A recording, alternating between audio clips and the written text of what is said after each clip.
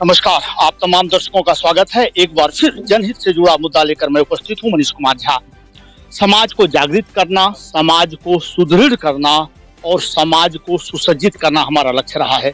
सिर्फ समाचार दिखाना ही हमारा लक्ष्य नहीं है। अलग अलग जगह से अलग अलग तथ्य को पकड़ते हैं और प्रयास करते हैं कि समाज के वैसे लोगों को जागृत किया जाए जिसके पास क्षमता है, जिसके पास ऊर्जा है, वो समाज के लिए कुछ ऐसा काम करें जिससे समाज में उनका नाम हो और समाज एक सही दिशा में बढ़े। अभी हम खड़ा हैं, आप देख रहे हैं मेरे पीछे, लालमणि वृद्ध सेवा आश्रम। यहाँ सबसे बड़ी गुण ये है कि ये वृद्धों के लिए है। यहाँ ना जाति देखी जाती है, ना धर्म देखी जाती है, क्योंकि वृद्धावस्था जब आता है तो सभी के लिए एक जैसा आता है और सभी की जो सेवा है वो एक तरह होनी चाहिए। कुछ लोग ऐसे हैं, वो भाग्यशाली हैं जिनके घर में उनके बच्चे उनका सेवा कर रहे हैं और लगातार अपने माता पिता का आशीर्वाद प्राप्त कर रहे हैं। कुछ ऐसे भी भाग्यशाली वृद्ध हैं जो समाज के बीच में हैं और समाज को देख रहे हैं। समाज के तमाम लोग इनके सेवा में लगे हुए हैं और सभी लोग इनका आशीर्वाद प्राप्त करते हैं। यानी ये भाग्यशाली इस मायने में है कि इनके एक नहीं अनेक बेटे हैं जो लगातार सेवा में लगे रहते हैं। साफ सुथरा यहाँ की व्यवस्था देखकर आपको पता चल रहा होगा कि भले ही पहले लोग इस सिस्टम में ना आया हो, लेकिन यहाँ आकर जरूर ये सिस्टम देखते हैं, पकड़ते हैं और उसके अनुसार ढलते हैं। हम मिलने जा रहे हैं, एक वृद्ध हमारे साथ हैं। लगातार यहाँ क्या व्यवस्था है और किस तरह से सुसज्जित होते हैं यहाँ के वृद्ध, इनसे ही जानने का प्रयास करते हैं। पहले आप अपना परिचय। मैं यहाँ का निवासी हूँ, वृद्ध हूँ, परिचय यही है हमारी। और जहाँ तक आपने व्यवस्था की बात पूछी और भी चीज के बारे में पूछा तो मैं बता दूं, प्रशंसा तो किसी का नहीं, मैं उनका सैल्यूट करता हूँ क्योंकि हमारे पुत्र समान है जो यहाँ का प्रबंधक हैं, परम आदरणीय श्री शरण जी, श्री सुधीर बाबू।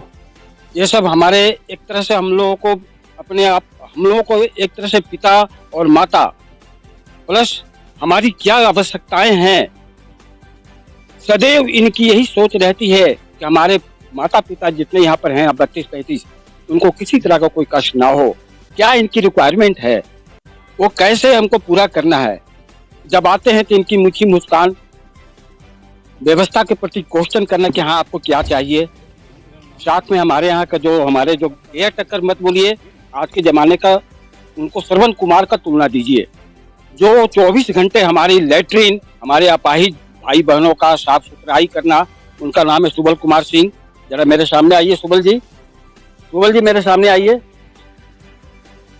और यहाँ का हम लोग का पोषक बढ़िया से स्वादिष्ट, सप्ताह का 7 दिन का नाश्ता।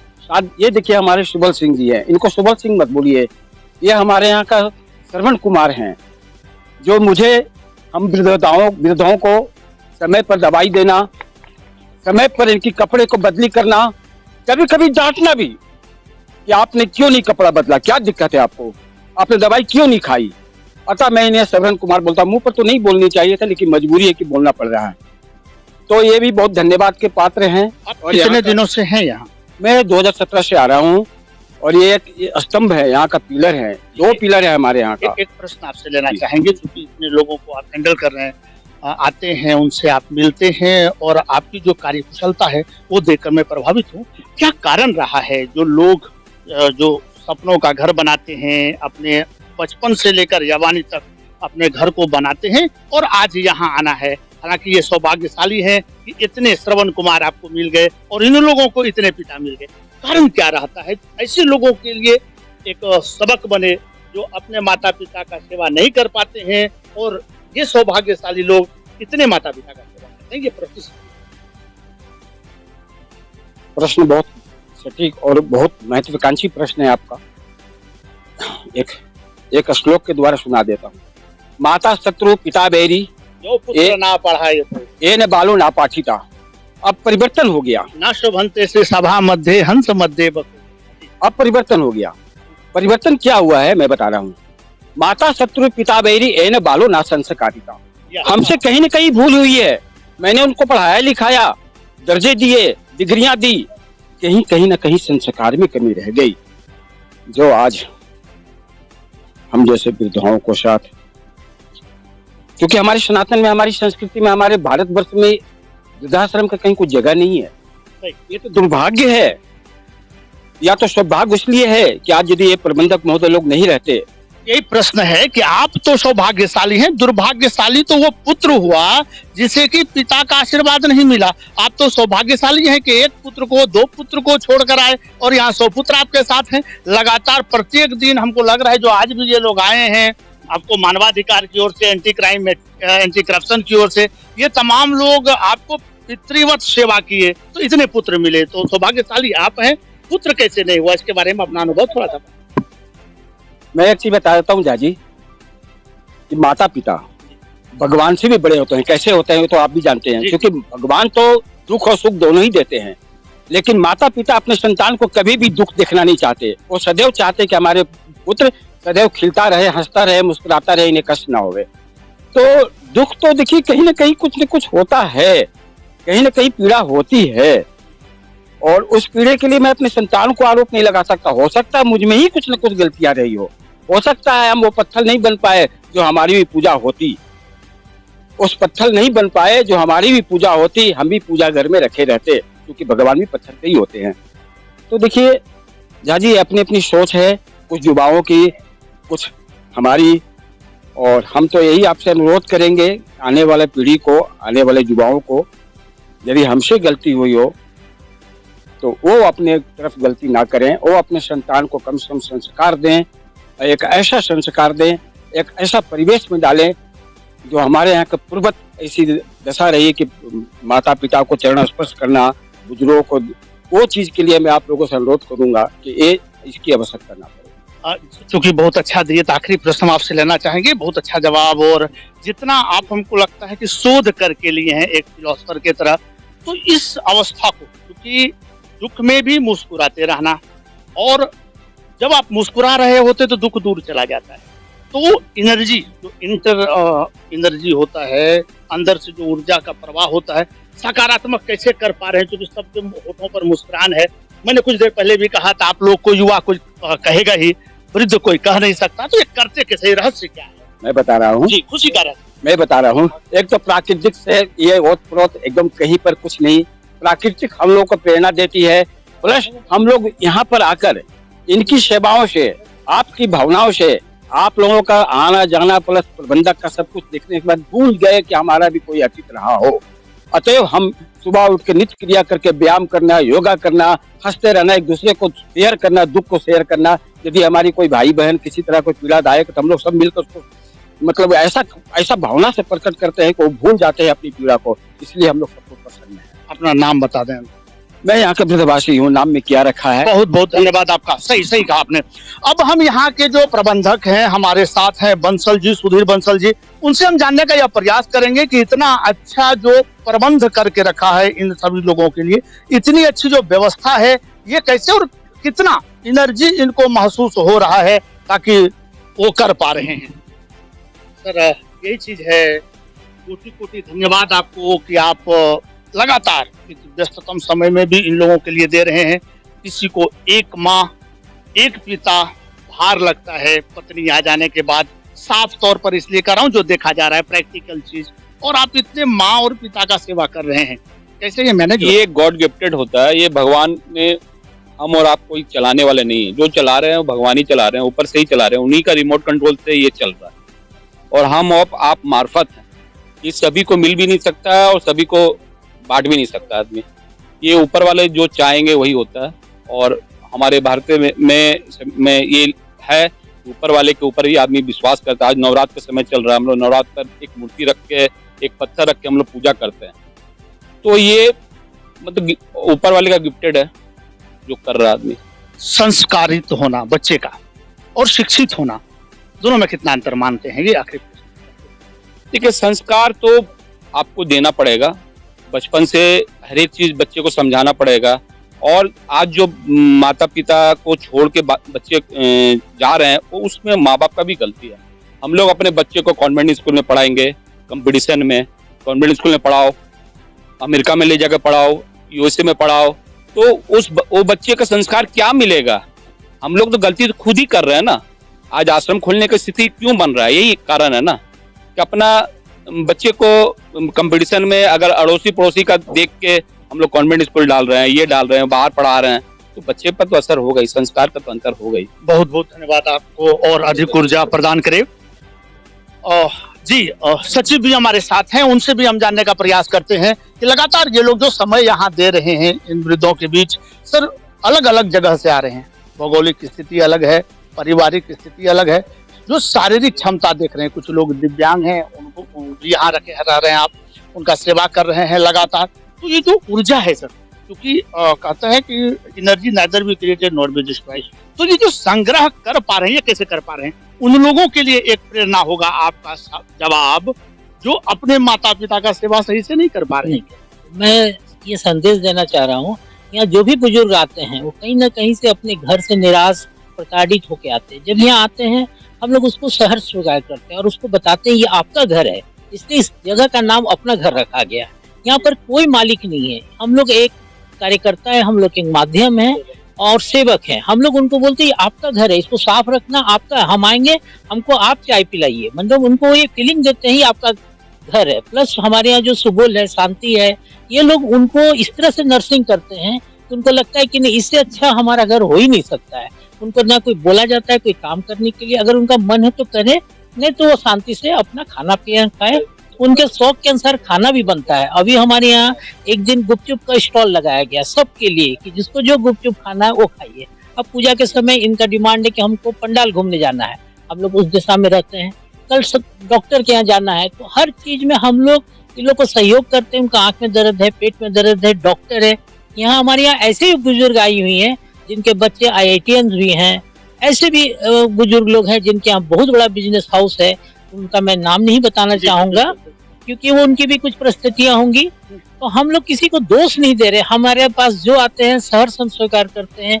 जो देने की क्षमता रखते हैं उनसे बोलते हैं मदद कीजिए, जो देने की क्षमता नहीं रखते हैं हम लोग बाकी धनबाद में इतना पोटेंशियल है कि हम लोग ये आश्रम चला पाते हैं। आज जहाँ भी जाते हैं खाली हाथ नहीं आते हैं, कुछ न कुछ स्वरूप हम लोग को मिल ही जाता है। कितना पोटेंशियल आपको मिलता है ये काम कर? ये एक पॉजिटिव एनर्जी हम लोग के साथ है। हम लोग बोलते हैं कि लोग किसी क्यों बोलता है कि पैर छुओ, क्यों बोलता है कि हक करो, मतलब गले लगाओ। आप आज भी इस आश्रम में कोई बुढ़ी अगर परेशान रहती है तो हम लोग उसको गले लगाते हैं, तो उसको थोड़ा देर वो भी मुस्कुराती है और हम पे पास तो एनर्जी आ ही जाता है। हमारे यहाँ भी क्या है कि हम लोग के भी बच्चे जो है बहुत अच्छे जगह चले गए, बहुत 5 साल के थे तब से यहाँ आ रहे हैं। तो उनको मालूम है कि किस तरह बुजुर्ग को सेवा करना है। संस्कार वो अपने आगे वाले को देख के ही सीखता है। कभी ऐसा हुआ हो, यदि चूंकि मुझे पूरी जानकारी तो नहीं है, हम अभी आए हैं यहाँ, कभी ऐसा हुआ हो कि इनके जो बच्चे हैं वो लेने आए और ये जाने से रिफ्यूज कर दें कि this is better than that, कभी हुआ है क्या? ऐसा होता है। यहाँ क्या होता है कि बच्चे मान लो सब बुजुर्ग हैं, सबका अपना घर द्वार जमीन जायदाद होता है। उनको लगता है कि अब माँ का साइन चाहिए, माँ का साइन चाहिए, तो बिना माँ आए गए तो होगा नहीं रजिस्ट्री। ऐसे में लोग आते हैं तो हम लोग एक्चुअली अगर उनको रोकेंगे तो बोलेंगे आप कौन होते हैं रोकने वाले। लेकिन माँ ही होती है, हम कितना भी उसके लिए करेंगे, उसका अपना बच्चा खड़ा हो जाएगा तो हमको स्वीकार नहीं करेगा। लेकिन हम उसके मर्जी पे जिंदगी जीते हैं, हम उनके मर्जी की जिंदगी जीते हैं। उनको मन करता है कि आप जाना चाहते हैं माता जी, तो हम लोग लिखवाते हैं उनके आधार कार्ड पे कि हम अपने स्वेच्छा से ले जा रहे हैं, और ये भी बोलते हैं कि आप नहीं रख पाइएगा तो हमारा दरवाजा आपके लिए खुला है। बहुत बहुत धन्यवाद आपको, आप बहुत सौभाग्यशाली हैं कि इतनी माँ मिली और इतने जो है वृद्धों का सेवा कर रहे हैं।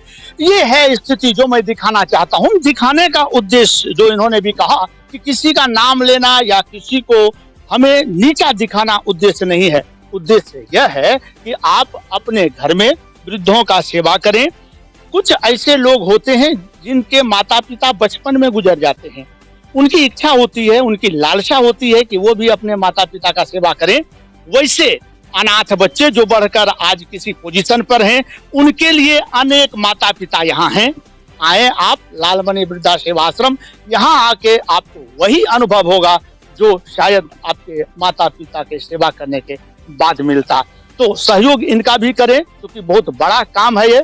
अपने माता पिता का ध्यान रखें और हमें यहाँ से अभी अनुमति दें, फिर दूसरे अनेक मुद्दे लेकर हम होंगे आपके पास उपस्थित।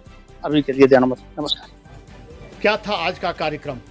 सबसे पहले तो मनीष जी को मैं धन्यवाद देता हूं कि आज इस कार्यक्रम में उन्होंने अपना समय दिया और आज ये लालमणि वृद्धाश्रम में मैंने तो प्रत्येक साल के तरह से यही कर रहे थे, लेकिन इस बार मैं संगठन के सभी पदाधिकारी की ओर से मैं इस तरह का एक दोपहर का भोजन और ब्लैंकेट का वितरित किया। ये जो ह्यूमन राइट्स संस्था है आपकी, ये किस तरह का काम करती है, इसके बारे में आप दर्शकों को बताएं। ये मानवाधिकार है, जिस तरह से हो रहा है, मानव का अधिकार में हनन हो रहा है, उस पर हम लोग पूरा संगठन के पदाधिकारी की ओर से, पूरा टीम की ओर से हम लोग काम करने के लिए हमेशा तत्पर रहता हूँ। यदि कोई व्यक्ति अपने आप को असहाय महसूस करता है, उन्हें लगता है कि उनके अधिकार का हनन हो रहा है, तो वो कैसे आप लोग के संस्था से मिले ताकि उन्हें न्याय मिले?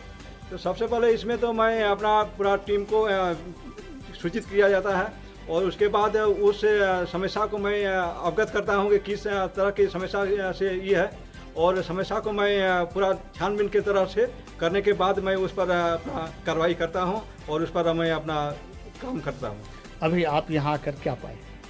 यहाँ पर आए कि और एक समाज सेवा के जन कल्याण के नाते मैं यहाँ पर आकर के वृद्ध माता पिता का सेवा का अनुभव ही हुआ और मैंने पूरा टीम की ओर से उसका सम्मान किया। अनुभव क्या रहा? अनुभव रहा कि जिस तरह से पूरा पुत्र इस तरह का जो कर रहे हैं, वृद्ध माता पिता को अपने घर से कर रहे हैं, तो इस तरह का होना नहीं चाहिए आज की डेट में, और यही सब इसका ही है। बहुत बहुत धन्यवाद। आप एक लंबा दूरी तय करके आप आए लालमणि वृद्धाश्रम, क्या पाया आपने यहाँ? क्योंकि आप मानवाधिकार से जुड़े हुए हैं, लगातार उनको अधिकार मिले, इसके लिए आप लोग काम करते रहे, तो आपने यहाँ क्या पाया? सबसे पहले मनीष जी, मैं आपका बहुत बहुत धन्यवाद देना चाहूँगा, जो मेरे संदेश को लोगों तक पहुँचाने का एक माध्यम के रूप में आप हमारे सहयोगी हैं। मैं देवघर जिले से इस संस्था मानवाधिकार आयोग के तरफ से मैं नेतृत्व करता हूँ। मैंने यहाँ आया, वृद्धाश्रम के बारे में मुझे सूचना मिली मिश्रा जी से, बहुत बहुत धन्यवाद देना चाहूँगा उनको भी, जो उन्होंने मुझे इस कार्य के लिए योग्य समझा। मैंने यहाँ आकर ये पाया कि आज वेस्टर्न कल्चर लोग अपनाते जा रहे हैं, और ये जो जनरेशन गैप है, माता पिता पुत्र का जो गैपिंग है, जो एक दूसरे को समझ नहीं पा रहे हैं, ये एक बहुत बड़ी विडंबना है हमारे समाज के लिए। ऐसा नहीं होना चाहिए। जो जिस पिता और माँ बाप ने हमें जन्म दिया, आज मैं यहाँ देख रहा हूँ कि कई लोग अपने घर से दूरी बनाकर वृद्धाश्रम का सहयोग ले रहे हैं। आखिर क्या कारण है? ऐसा नहीं होना चाहिए। जिन्होंने जन्म दिया, जिनको माँ बाप ने जन्म दिया, वो जो बुढ़ापे का सहारा होते हैं, आज वही सहारा उनसे अलग है और वो किसी दूसरे सहारे की तलाश में आज वृद्धाश्रम में लोग पहुँच रहे हैं। तो मैं भी एक यंगस्टर हूँ और मुझे भी इस बात का बहुत ही तहे दिल से दुख हो रहा है कि ऐसा समाज में बहुत ही बुरा मैसेज जा रहा है।